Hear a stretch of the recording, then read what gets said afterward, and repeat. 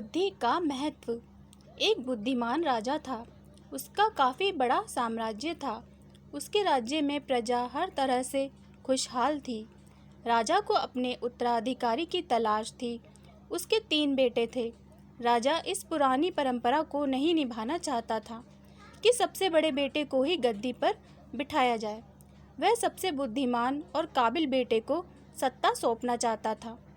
इसलिए राजा ने उत्तराधिकारी के लिए तीनों की परीक्षा लेने का फैसला किया। राजा ने तीनों बेटों को अलग अलग दिशाओं में भेजा। उसने हर बेटे को सोने का एक एक सिक्का देते हुए कहा कि वे इससे ऐसी चीज़ खरीदें जो पुराने महल को भर दे। पहले बेटे ने सोचा कि पिता तो सठिया चुके हैं, इस थोड़े से पैसे से इस महल को किस चीज़ से कैसे भरा जा सकता है।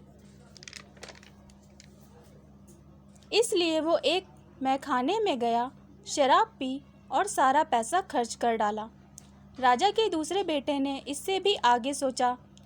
वो इस नतीजे पर पहुंचा कि शहर में सबसे सस्ता तो कूड़ा कचरा ही है। इसलिए उसने महल को कचरे से भर दिया।